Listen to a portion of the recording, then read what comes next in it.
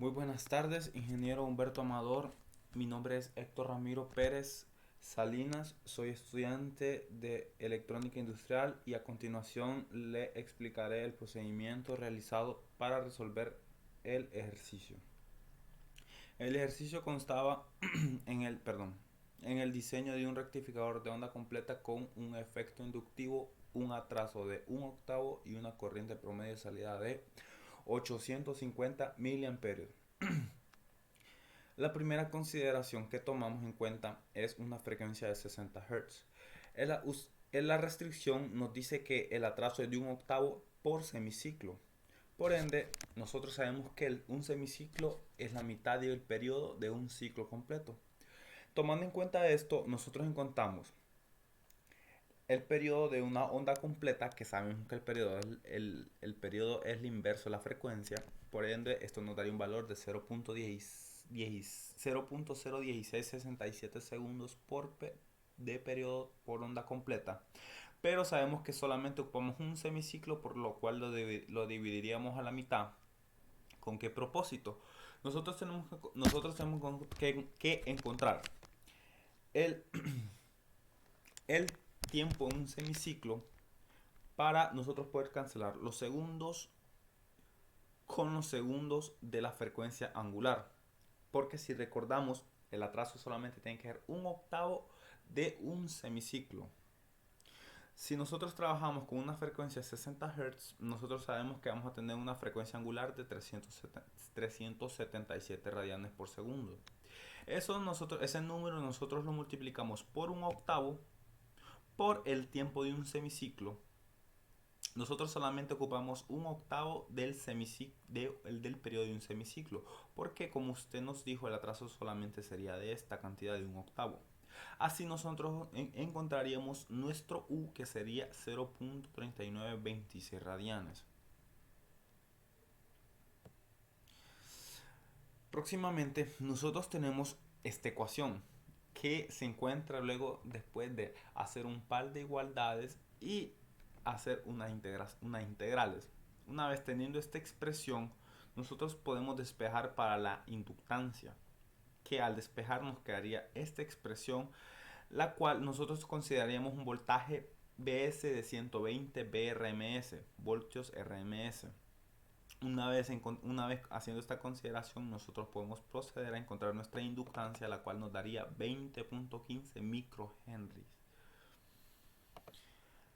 Eh, una vez encontrado este valor, esta inductancia, nosotros podemos proceder a calcular el área bajo la curva de nuestro voltaje. Este pequeño segmento aquí pintado va a representar nuestro voltaje que se ve afectado con la inductancia, porque nosotros sabemos que el voltaje de la inductancia será igual al voltaje de la entrada en el tiempo que se tarde la inductancia en cargarse. ¿Cómo encontramos esta área? Nosotros podemos encontrar de dos maneras. Podemos encontrar con la raíz de 2 por el voltaje de entrada por 1 menos coseno de U, que esto nos va a dar 12.91 voltios por radianes, o lo podemos encontrar de esta otra manera, que también nos va a dar 12.91 voltios por radianes. De cualquiera de las dos maneras es válido y aquí lo comprobamos. Aquí tenemos una pequeña gráfica de cómo se vería representado esta área perdida, por decirlo así. Como siguiente paso encontramos la caída de nuestro voltaje, la cual sería el área que encontramos anteriormente entre el intervalo del semiciclo, que sería pi. También podemos encontrarlo para un ciclo completo, que solamente sería multiplicarlo dos veces, el voltaje que encontramos entre 2pi, pero sería algo innecesario porque podemos encontrarlo para un solo semiciclo. De ahí nosotros tenemos que encontrar nuestro voltaje promedio. ¿Cómo encontramos esto? Tenemos que hacer dos consideraciones. Una, que primero que tenemos que usar el voltaje encontrado para un rectificador de onda completo ideal, que como ya lo sabemos es 0.9 por el voltaje, que sería 120. Esto nos daría un valor de 108 voltios. A esto habría que restarle el el valor de voltaje de caída que encontramos anteriormente, lo cual nos daría un voltaje promedio de 103.89 voltios.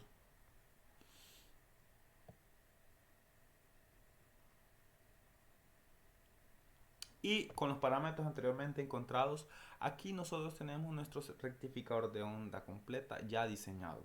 Con la entrada de 120 BRMS, con nuestra inductancia encontrada, el puente de diodos, nuestra corriente promedio que son 850 miliamperios, nuestro voltaje de salida, que como nosotros encontramos un voltaje promedio y una corriente promedio, nosotros podemos encontrar una resistencia de carga que equivale a 122 ohmios.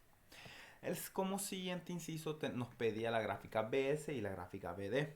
Bueno, aquí tenemos nuestra gráfica BS en función del tiempo. Aquí se me volvió a poner en función del tiempo.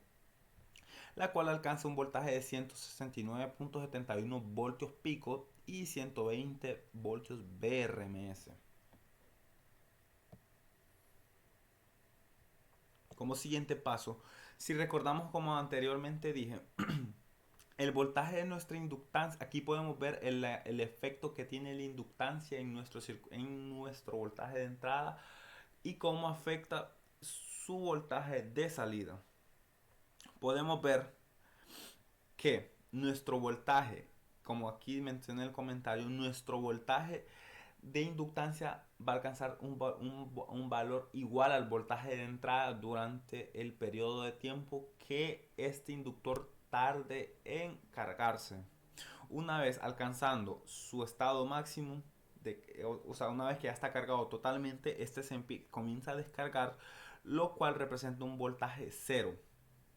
Lo mismo pasa para el semiciclo negativo. Nosotros comenzamos a ver que está aumentando, y ahí se descarga de nuevo y así va. Y cómo afecta el voltaje. Este es el voltaje de salida. ¿Cómo lo afecta? Aquí podemos notar que tenemos las ondas del voltaje de entrada. Perdón, este sería el voltaje de salida.